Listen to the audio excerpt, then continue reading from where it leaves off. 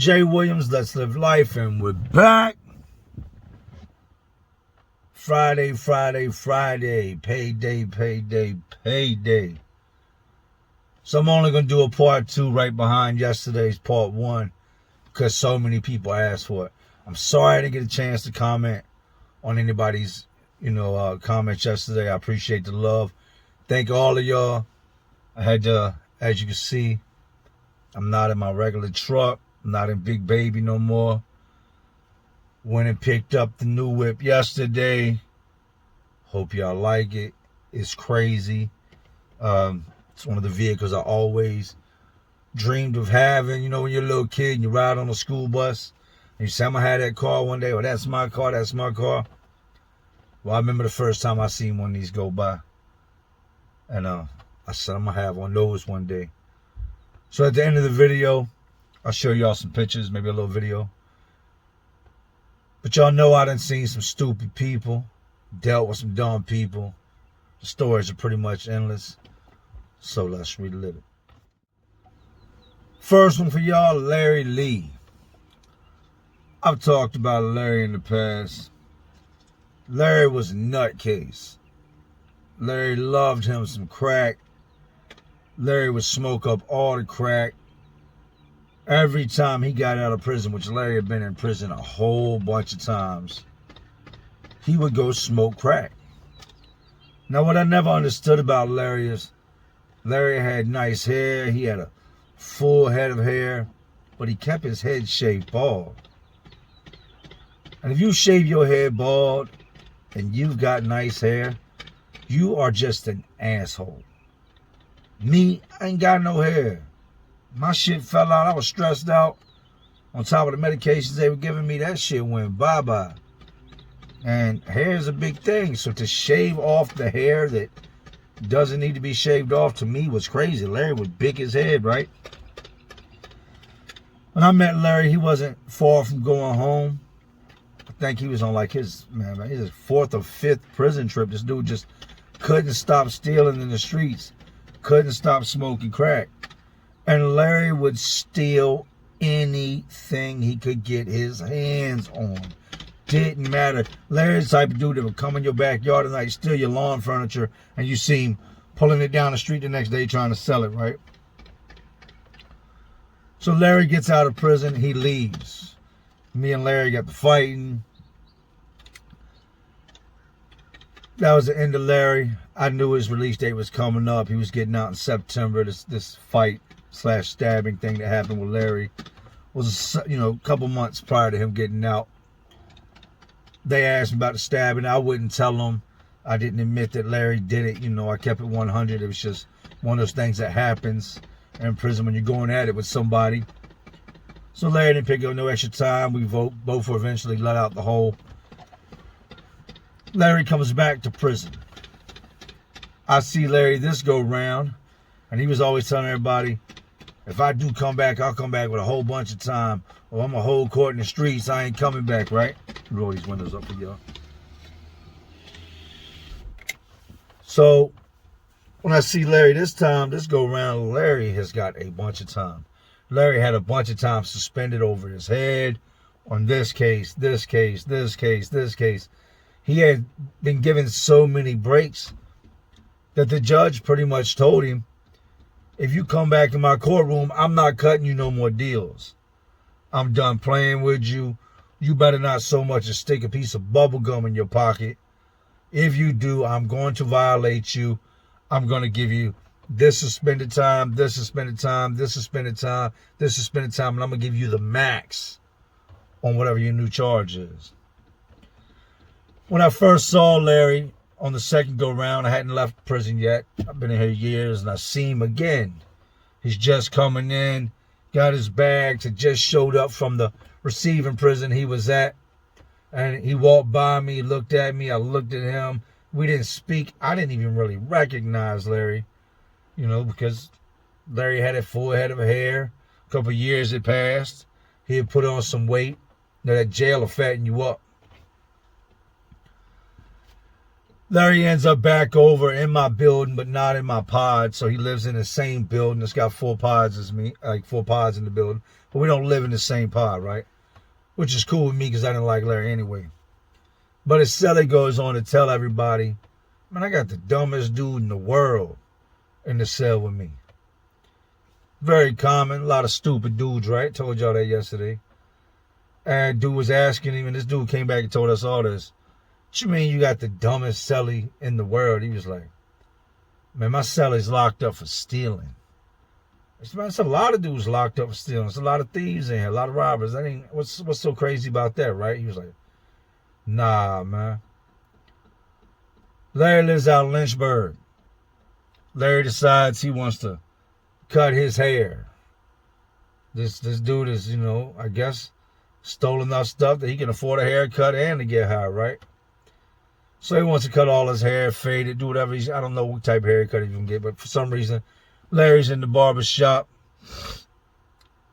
And when you're getting your hair cut, they use several clippers. They got the liner, they got the one that, they cut the main part of hair off with. They got a certain pair of clippers they'll fade with. Well, Larry's barber's cutting Larry's hair. And behind him, he's got all his nice, very expensive clippers laid in drawers and laid on top. These are his work tools.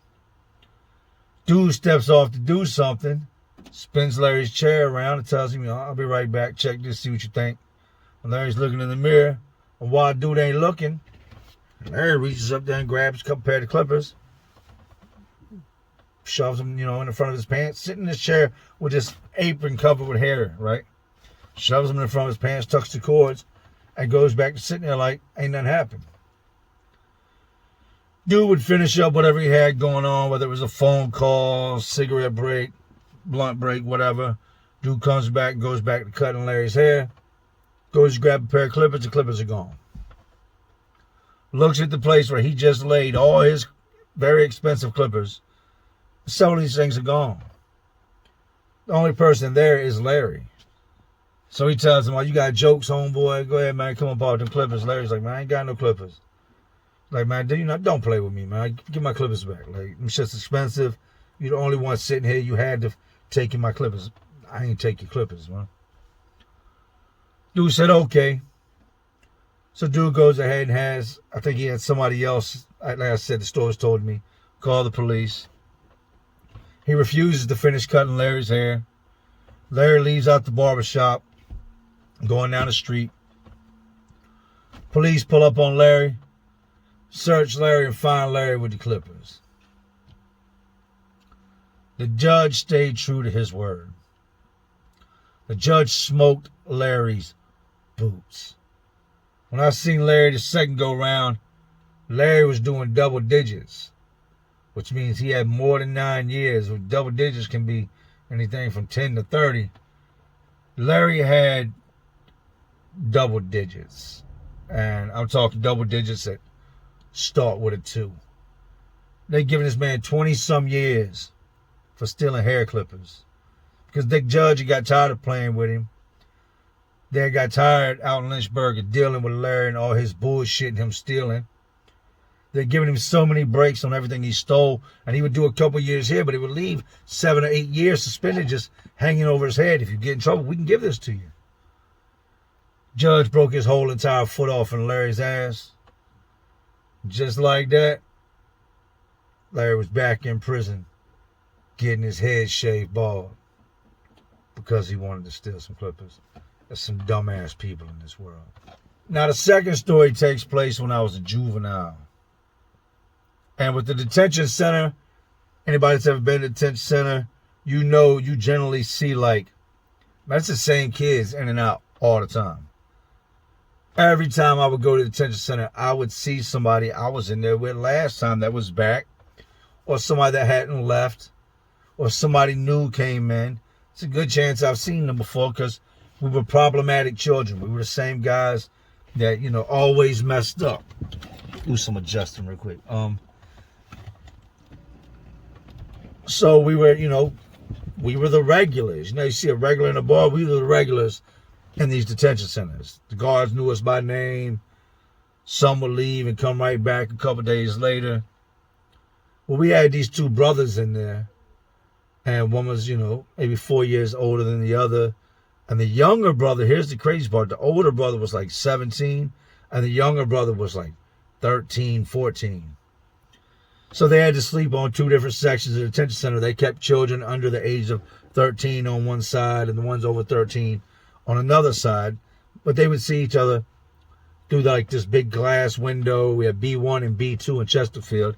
They would see each other, and then sometimes during school, they would see each other. And sometimes during chow, we'd meal up. Like, we'd go out there and get our little trays, and they'd see each other.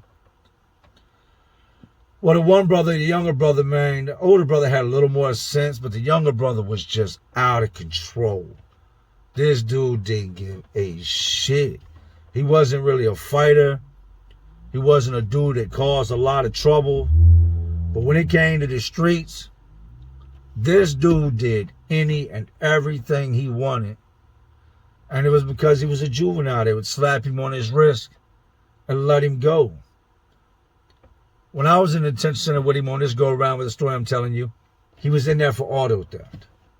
He had stolen a car, took the police on a high-speed chase, and gotten caught.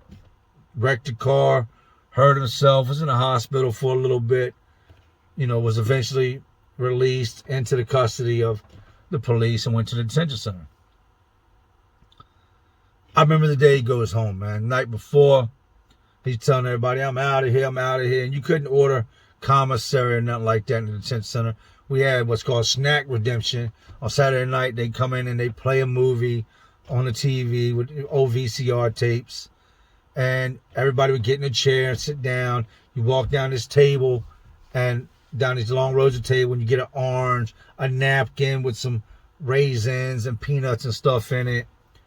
And, if your people had put money on your books, you might be allowed, depending on your behavior, you ain't been fighting or nothing, to go over to the vending machine and spend $1 or $2 in the vending machine, right? And then they give you a little glass of Kool-Aid. So that night, we're sitting there doing our snack redemption and everything. Actually, he got out 2 days later because this was a Saturday. He got out Monday. And I remember this because snack redemption is on the weekends, and they don't release on the weekends, only during the weekdays.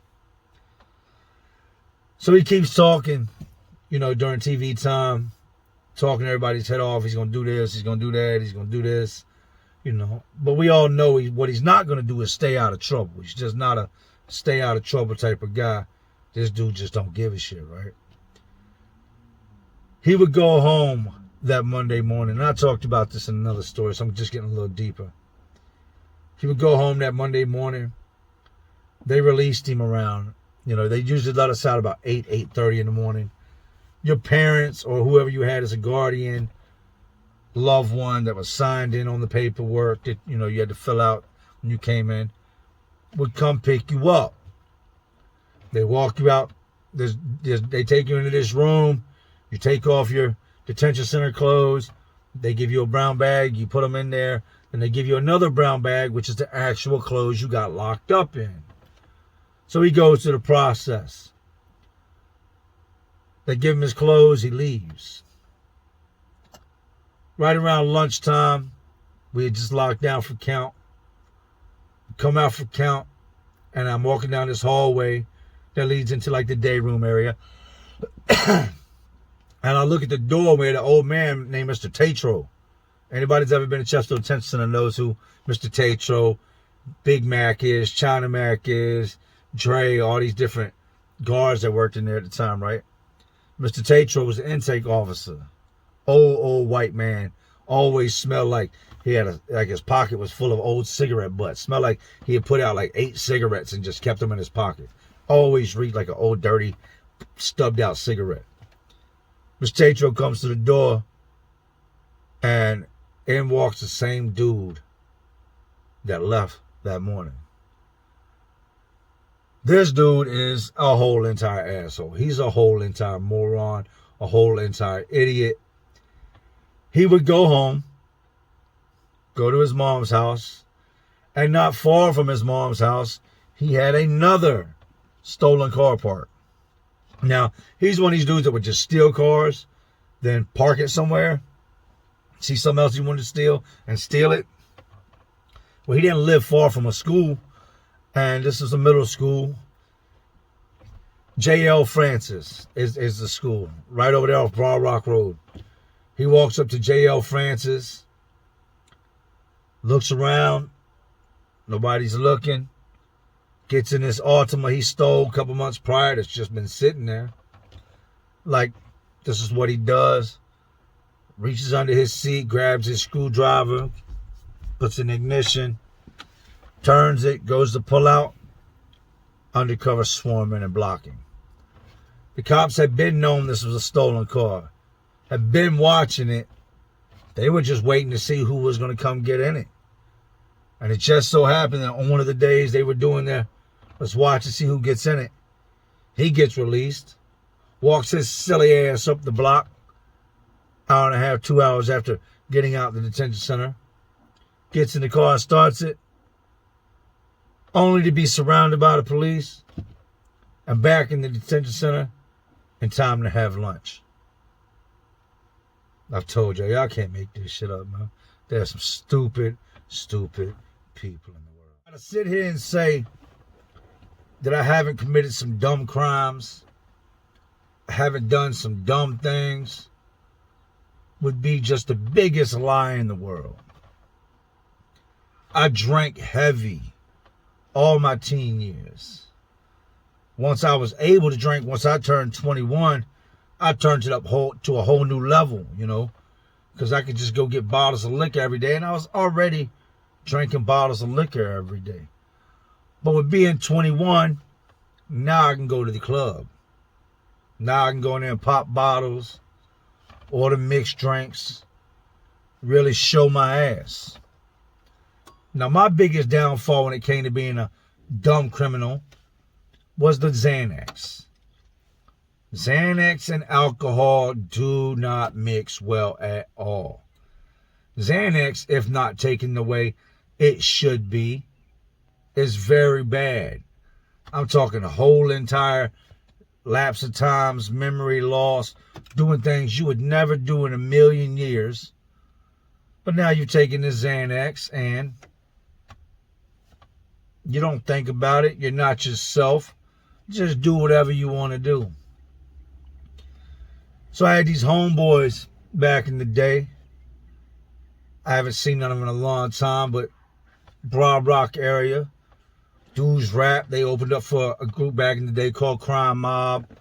You know, they were big in Richmond. Southern Thugs. You know, TJ, Mario, E, all these different dudes. And these dudes really did this music stuff, right? So we went to the club one time. And it was almost every time we would go to the club, I would get to fighting with somebody. I'd be out of my mind on the Xanax. Now I'm in there, I done drank $100 worth of mixed drinks, Long Island iced teas, redheaded sluts, Tom Collins. Like, yo, I'm in there just throwing back shots of Henny, whatever.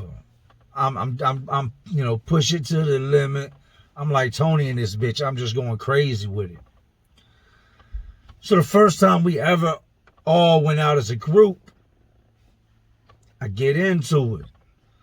Somebody, and it was actually behind a chick. At the time, everybody was wearing the big Averex jackets and the Averex bombers. I had this fly-ass Averex jacket on. I think it was yellow and white. And I sit my jacket down. These chicks come over, start talking to me and my homeboy. And they got booths also in the club. And you can get food in there. So I'm just gone off the Xanax, gone off the alcohol, right? I sit my jacket in the booth, go tell the lady, hey, let's get some wings, man, and let me get some more drinks. Bring some drinks to the table. So they bring the stuff over, but when I get back over to my table, there's a chick sitting there, and she's wearing my jacket. And I'm like, yo, what is you doing? She's like, how you doing? She introduced herself. She's trying to hit on me, right? So I slide in the booth, and I'm like, what's up with you? Not really interested in talking to her. She's not my type. I go to, you know, get something else in the bar, and I look up, and the girl is gone. Her and her homegirl's gone. They done hit the side door. She done ran off with my jacket. We ended up having this big commotion. No violence. I ain't do that to the girl. Got my jacket back. But in doing this, the bouncers seen the commotion, come running over, and they think that, like, you know what I mean? Like, it's way more than what it is when Shorty just stole my jacket. I'm trying to get my jacket back. So, you know, they got to poke their chest out, do their job, protect and serve. You know, that's just the bouncer's job. Serve the club, protect the people. Bouncer puts his hands on me. Mind you now, I'm about 6 sheets in the wind and probably a good 7, 8 blue footballs in, a couple bars in. As soon as he touches me, my MO is you touch me, I rock you. I hit him. Boom! All this commotion breaks out. My homeboys run over. These bouncers are on me. You know what I mean? And they're like doing their thing. They're smashing me. But I'm rumbling them. They ain't dropped me. At no point did I ever feel like I was losing, but that's because I was just so messed up. I'm just, you know, just fighting with these dudes, man. My homeboys and them, they're deep. They run over. Hey, we got him, man. Come on, man. Chelly's drunk. So they pull me away from it. Come on, we got to go, Jay. We leave. Couple weeks go by. Weekend rolls around. One of my homeboys swings through. He's super fresh. Fresh Air Force Ones on. Fresh jeans, new shirt. You know, chain on. I'm like, yo, where y'all going, man? And there's a couple dudes in the car. He's like, and this is getting 8, 9 o'clock at night, right? Oh, we ain't going nowhere. I said, word. I said, y'all trying to go out tonight? Nah, we ain't going out tonight. I said, all right, that's what it is. Straight lie. They was going out. They just didn't want me to go out with them because I was known to get violent. I was known to mess up a good time, you know, ruin the party, man. So they didn't want me to, you know, be a part of what they had going on. Call up a couple of my other homeboys, dude Derek and somebody else. I'm like, yo, I say, I'm trying to go out. Y'all trying to ride? You know what I mean? Who wants to go to the club by themselves? That's just weird to me. So they're like, yeah, we'll ride. They end up driving. They come to my house. We go in their car. We head to the club with the same club I got into it last time. It's just been a couple weeks now, right? And they had a strict policy, or either they just didn't like me. I know they remember me when I came in, and I'm already zanied out my mind on the Xanax. Already done stopped at the liquor store, grabbed a big bottle of liquor and been drinking. Already done drank, 40s throughout the day, smoking blunts all day. Here it is, 10:30, 10:45, we pulling up at the club, and I'm already bent. As soon as I come in, and this is how I know they remember me, they tell me, hey, look, man, we don't want no problems tonight. Don't be in here. Like, we're going to let you in, but don't be in here on that wild shit. Yeah, man, whatever. I'm good. I go in, and the club has got the first floor, which is like the dance floor. Then there's a second floor, but it's just like a rail where you can look down and dance floor. Then there's a third rail up top. A third floor up top where you can go walk around, and then it's open, and you can look down and see the second floor, and you can see the third floor. You can see straight down. Bouncer comes up, and he's like, hey, man, you got to turn your hat around. I had my hat flipped backwards, right? And I'm like, all right, man. So I flipped my hat back around. It was just a habit back in the day. No sooner he walks off, I'm talking to somebody, and my initial reaction is just to flip the hat. I flip the hat backwards. He comes up again. He tells me, hey, man, I told you got to keep the hat flipped around. I said, all right, man, I heard you the first time. You got to keep fucking repeating yourself. Like, go on somewhere. Go play, man. So I turn the hat back around. And I'm not doing this to be defiant. I'm just not thinking about it. I'm all messed up. Third time I flip my hat around, I'm standing there and I'm looking over the rail, looking down at all the people in the club. Dude walks up behind me. This is a big bouncer. If any of y'all remember Tonto, big dude with the mohawk, Tonto walks up behind me and just smacks the hat, because the bill's on the back, smacks it off my head, and the hat falls. And I watch my hat fall all the way down the dance floor. I see people start stepping on it. Turn around, I look at him, and he says, hey, man, I told you. Before he could finish, I guess saying I told you about the hat, I take off on him. Boom! Tonto stumbles back. I got other homeboys up here around where I'm at, and I just go to, that first one, I laced his ass, sent him backpedaling. You know what I mean? Just going backwards. And I started launching at him. Boom, boom, boom, boom. He eats them. When I mean he eats them shits like they were Tic Tacs. Rushes me, scoops me, flips me, like hits me a couple times, flips me around, and puts me in like a hold to where he's got my arms, you know, pinned out like this, and he's walking me down these 3 flights of stairs. Meanwhile, the other bouncers have come. My homeboys and them done ran up on Tonto. I don't know none of this because I can't see because he's holding me in this manner. My homeboys are rocking off on Tonto, so now they're fighting with the bouncers. They get me downstairs. They open the club door, throw me out the club. I run back up on the door where the bouncers are telling me you can't come in. And just anybody that's a bouncer that's got a security shirt on, I just start taking flight on. Boom! I would hit one of them. They would hit me and just send me because they were so big. My homeboys come running out the door. I end up getting into it with a cop. I'm going to leave that part of the story out. My homeboys come running out the door, and I've done ran off now, right? And I'm looking for the car, but I can't remember where we parked.